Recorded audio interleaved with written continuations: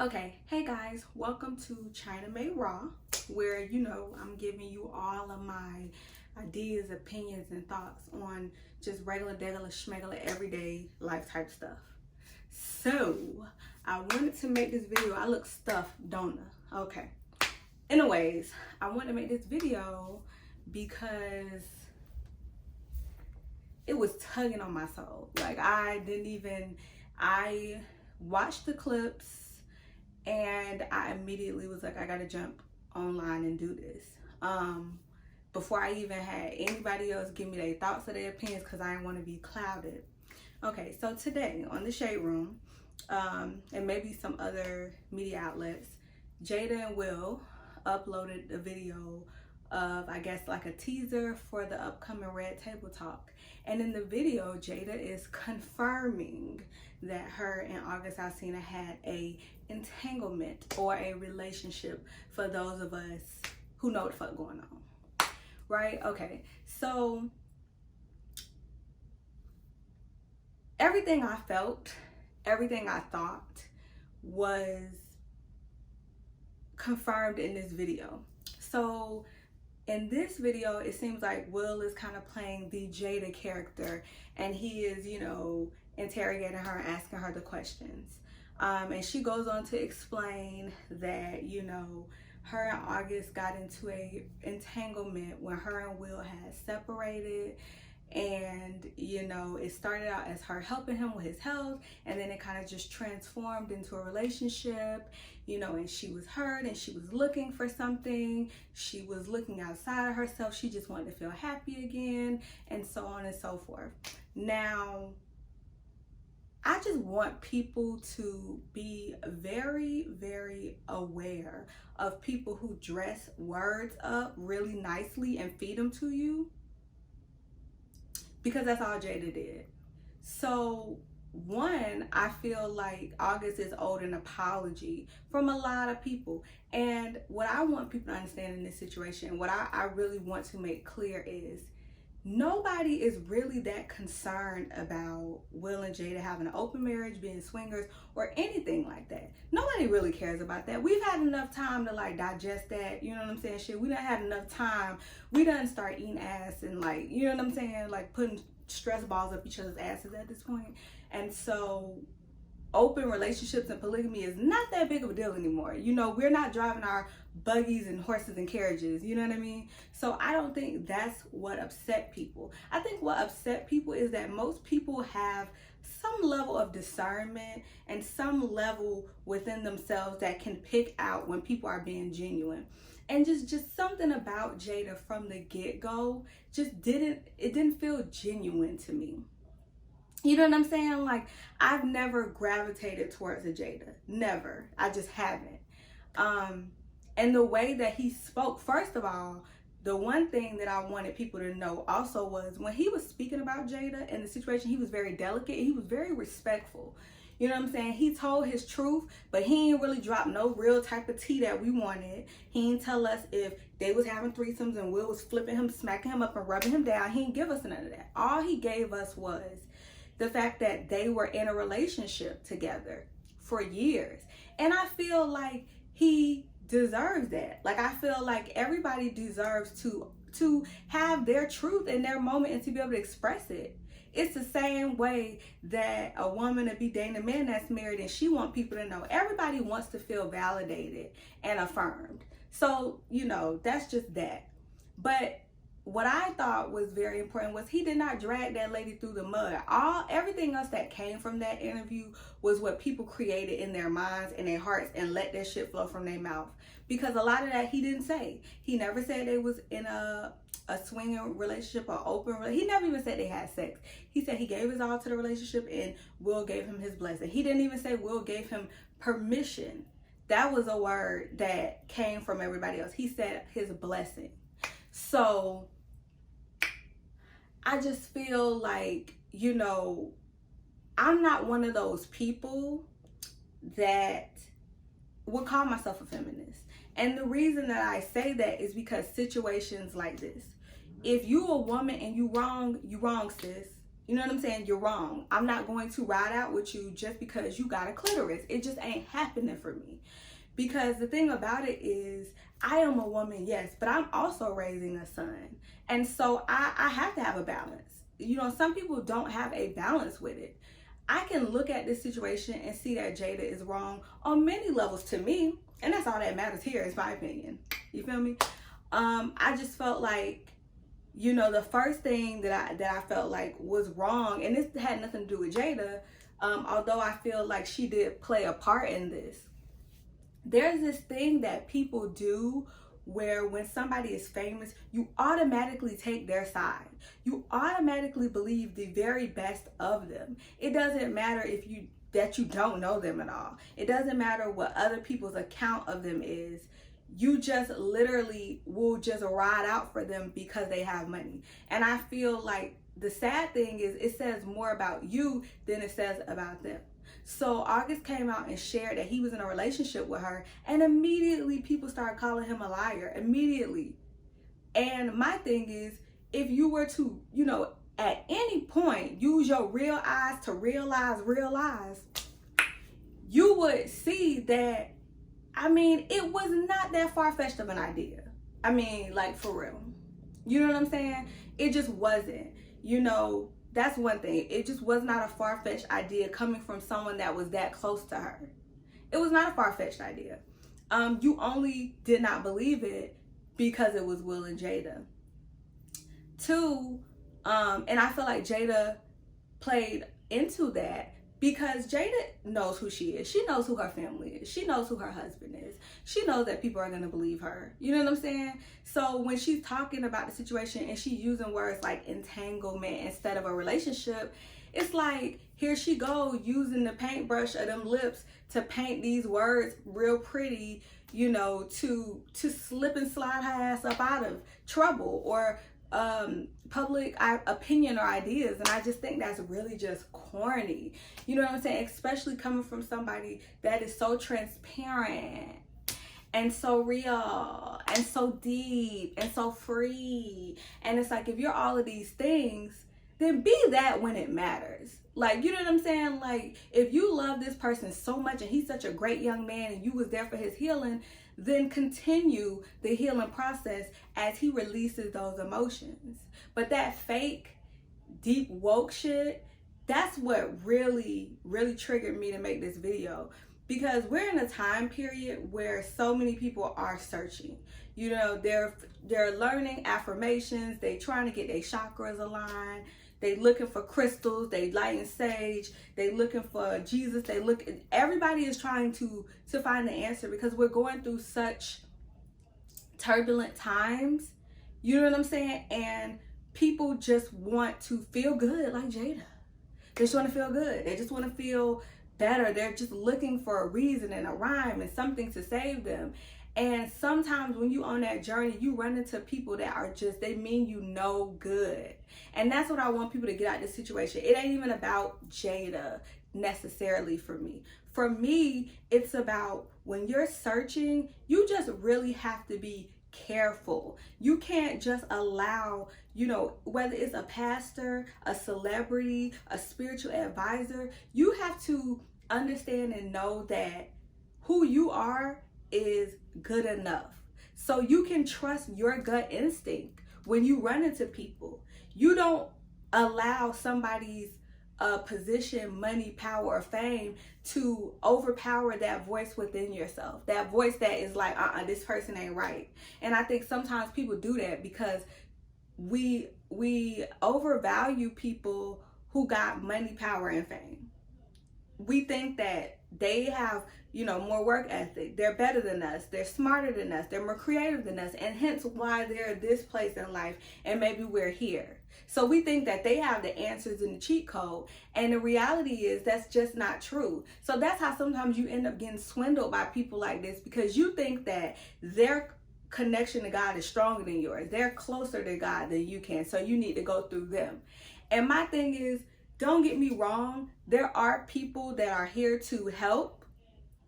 But then there's also people here that's here to help themselves. Because her going to this story and talking about how, you know, she was broken and she was hurt, and, you know, it started with her helping him, you shouldn't have never even been helping him. You shouldn't be trying to help nobody until you help yourself. If you're broken and you just need to feel good again, then it's not good for you to enter into any romantic, spiritual, any type. You shouldn't be helping a damn soul until you help your soul. So that was the first thing that stood out to me is, why are you trying to help somebody when you need help? But see, it's not that you need help or any of that. To me, that's just some shit that you're saying so that people can side with you, so they can feel sorry for you, so they can identify, oh, she was reaching out to the broken place inside of him. Two broken people ain't gonna do shit together. You can't, two pieces of broken glass cannot bring them, it just don't work like that. They can't bring themselves together. It's the glue, it's the wholeness of somebody that comes in between that situation and helps me. You know what I'm saying? If you want to get deep. But two broken people ain't finna help nothing. All they finna do is break each other even more. So at this age and stage in her life, I feel like she know better. I hope she know better. So to me, that's just a ploy. That's just a ploy that she using to appeal to people who she feels like she's smarter than. Y'all see my panties? I hope not. But anyways, you know, it's just a ploy to just manipulate people. You know what I'm saying? I would have respected, and the fact that Will had to call her out and be like, Jada, no, what did you do? Like, just say what you did. You know what I'm saying? Like, all of this, you know, trying to, you know, paint yourself with this brush of a savior, you know, who somehow didn't know. Like, girl, like, y'all buying this? Like, is y'all really buying this? Like, because if y'all buying this, like, I need y'all to really look deep within yourselves. First of all, I don't think they was a bit more separated than anything else.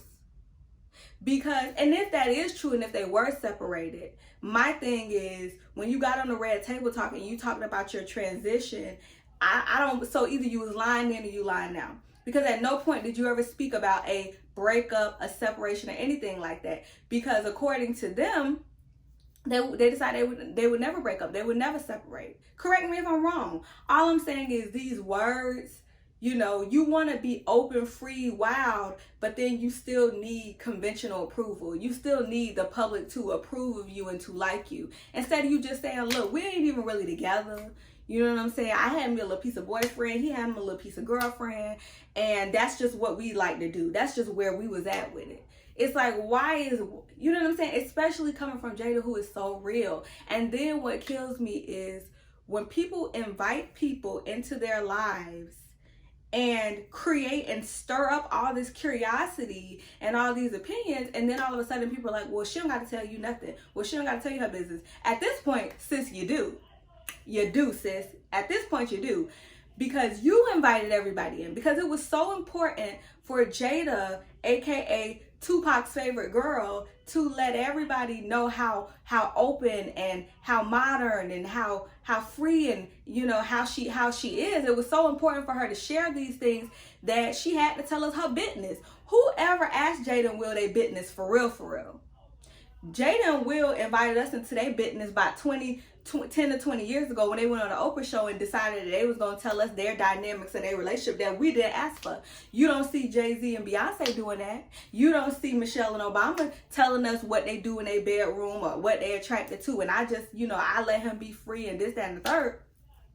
So to me, I'm not a fan of Alicia Sneeze, and I'm not a fan of Jada in that way. Because it's like, just like with me, it is very rare that you will ever see my children on Facebook or on my channel or anything like that. Because the minute that you open the minute that you do something like that, that you share your family, that you talk, you open people up to have an opinion. And that's what people are going to do. So I don't feel sorry for people, and I don't be wanting to hear that shit when we go into a territory that you don't want to talk about now. I don't feel sorry for her because she invited this in. She invited this in. And then you sit on the red table and you want people to pour their soul out, talk about, you had your daughter on there talking about her sexual orientation, what she like, talking about thruples, this, that, and the third. And it's like, it's okay when everybody's spilling their tea, but you don't want us to know your real tea. And see, the real truth about it, see, I really think the only reason that Jada even owned up to this and had this conversation, that she was real hesitant and just dancing around with her words about, is because August knows where the bodies is buried. See, August was with her for years, so he knows where the bodies are buried. So the things that he's not saying are way more damaging than what he is saying. And to me, that's why Jada is so open and ready to have this conversation. Even if she's not open and ready, she understands that it has to happen. Because the way in which the next day after August, had that interview and it came out or whatever, the way in which he spoke the next day and said he called everybody so everybody knew that this was happening, and the way that he spoke to Angela Yee and said when it starts affecting his livelihood and his well-being, then he got to talk about it. To me, that tells me that he is prepared to open the floodgates of heaven. He is prepared to sing like a canary. And I think that Jada is very understanding of what that means. From the whole interview, I just felt like Will was just annoyed and embarrassed. Like, why you couldn't handle this appropriately? Like, he just looked uncomfortable because Will is more quiet than Jada. He's more low-key about how he move and what he do. Jada is more, out and about. I just don't get good vibes from her. I just don't. You know what I'm saying? It's just like, I just don't get it. It's just the vibes just be off. And my thing is, I don't care if she is a woman, it's still wrong. Like, the way that she just dismissed him as if they didn't date for years. You know what I'm saying? And if it was a man doing that, everybody would have a problem with it. And what I'm not feeling is, I know that we've all been hurt, we've all been cheated on, we've all been dumped, we've all been heartbroken, right? But it don't make it okay. These are things that we go through in life, and it sucks and it's a part of growth, but it's not okay. It's not something you should do to others. It's not a pain you should inflict on others. So the way that people just like, oh, well, people get hurt every day. It's like, okay, well, the next time your man take your heart and ride a pogo stick on top of it, and you know what I'm saying? Like, the next time your man cheat on you, like, I don't want to hear it. People, to me, that's the worst thing about it, is that people get done wrong and then they spread it on to other people. That's where toxicity, that's where the toxicness of it lies, in the fact that because somebody did that to you, instead of you thinking, wow, gee, I never want anybody else to feel this way, you're like, bring on the pain to everybody else. Like, you want a pain rodeo or some shit. Like, that's crazy to me. Like, oh, he know what he signed up for. Don't we all? Don't we all kind of know? Like, you know what I'm saying? My thing is, I expect more from an elder. Jada is an elder, and I expect more from that. I expect for her to be in her late ass 40s and be able to be like, you know what? This young man is going through some health issues. He's going through some issues spiritually. He's searching. Let me leave him be. Don't let me not invite him into the type of lifestyle that I have going on, not knowing if he's prepared for it. And y'all can sit up there and say he grown, we all grown, but I'm pretty sure that at least at some point in your life you met somebody and they introduced you to some stuff that you was not prepared for, and it took you on a ride. And how did you feel? And my thing is, most of us have been there. So having been there, I would never take somebody on that ride willingly. And when I say take them on a ride willingly, or whatever the case may be, I mean, for her to be in a full-fledged relationship with this guy, right? And just the secrecy,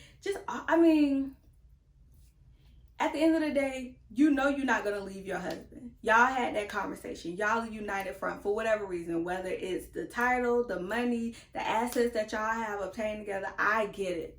So my thing is, why not get into a relationship with somebody else who's in that same lifestyle. Is nobody else in that lifestyle? This is the only person that y'all could find, that you could find? Like, I'm just not here for it. Like, it's I don't know. And the way I see it is, I'm not a fan of polygamy. And I'm not a fan of polygamy or polyamory. I'm not a fan of it because, or no, let me not say that. I'm a fan of polygamy with other people, for other people. Because if 3 people want to go together, be in a relationship, bump coochies and tip dicks, I don't know. Whatever y'all want to do, that's fine. But open marriages normally result in somebody getting hurt. Whether it's the wife or the husband when they see that the other person has really fell in love with somebody, or it's the outside person that has been invited in and you are disposable. And then you must realize at some point that you're disposable. And I feel like everybody don't take pain well. Just like when we have these conversations about a thin line between love and hate, and some people say Brandy was wrong, and some people say Martin Lawrence's character was wrong. The point is, everybody don't take heartbreak the same. So why invite messiness in? You know what I'm saying? And again, if that's what you want to do, by all means, cook that shit up, Quay. But to me, I just feel like, why not do it with somebody that is just in that lifestyle, that's what they do, that's what they like. You know what I'm saying?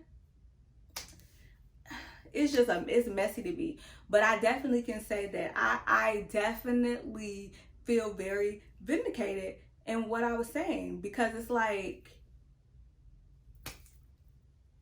it was just fraud. Like, it was real fraudy. It was real fraudish. Like, because the idea that only rich people get to tell their truth is whack. And it's just a real trash idea that people have.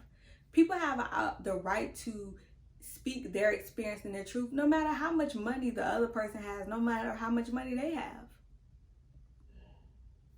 So, I said I was going to talk about 50 Cent and exotic women. So in terms of 50 Cent and his exotic women comment, fuck him.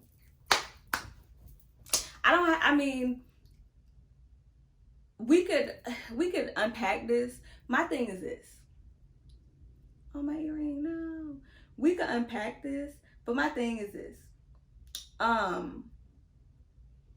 Like who like you?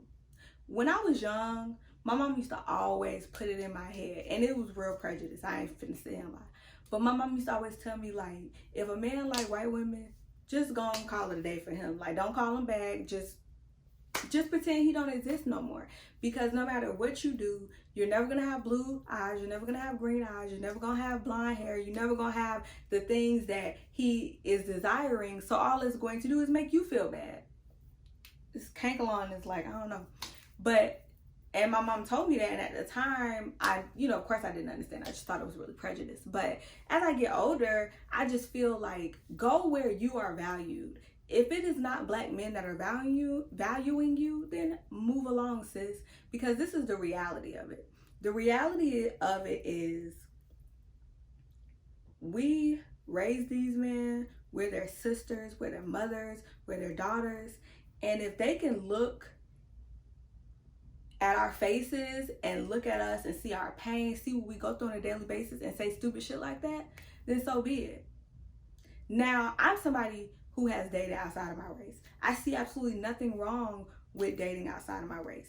But amongst my preferences, my race is listed. I think it's just peculiar when your own race is just not even listed amongst your preferences, number one.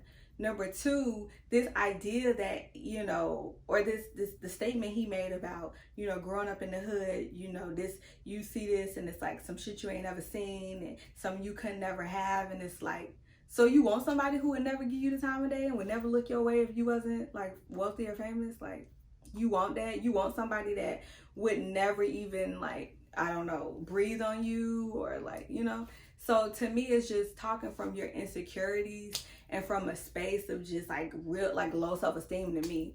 And the fact that like we're good enough when you doing low level street hustling, and we're good enough when, you know, you going through shit and when you ain't got your shit together, but then suddenly we become not enough when you get access to wealth, and they don't see a problem with that. It's like, and it's like, I ain't finna argue with them about it, and I hope y'all don't argue with them about it, because at the end of the day, it's more insanity on our parts to keep arguing with them, when no matter what you do, if a man don't like black women, he ain't gonna like it. You know, they'll sit up there and tell you wear your natural hair, but then when you do wear it and it's not 3C, 4A or up, you know, then it's not attractive. You know, my thing is, I've had so many black men tell me, like, we like y'all natural, we like this and that, but you don't tell people what you like with your mouth. You tell them with your actions. So you telling me you like all these things, but that's not what you date or what you marry, is just like, we don't believe you need more people. You ain't finna tell me that you like a woman that looks like this, but then every woman that you date is racially ambiguous with green eyes and long curly. Like, you just not finna make me believe that. Like, you're not finna pee on me and tell me that it's raining. Like, you know what I'm saying? So it's just like,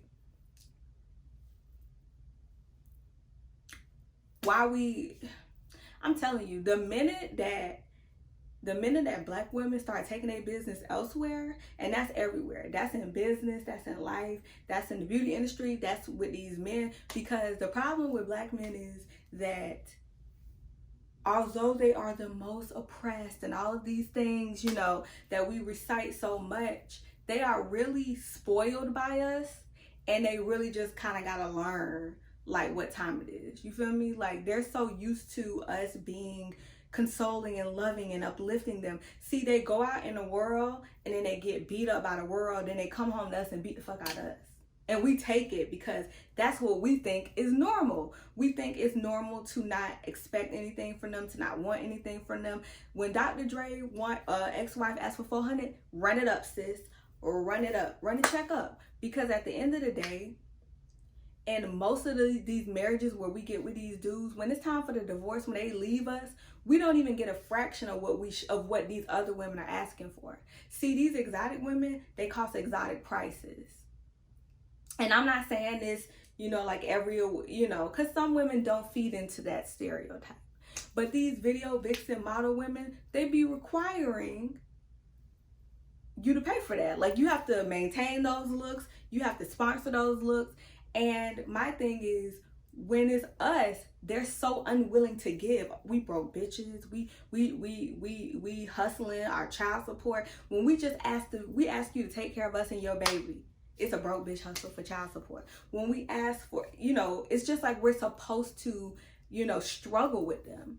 That's what kills me is, you know, this idea that they present and force the idea of struggle love.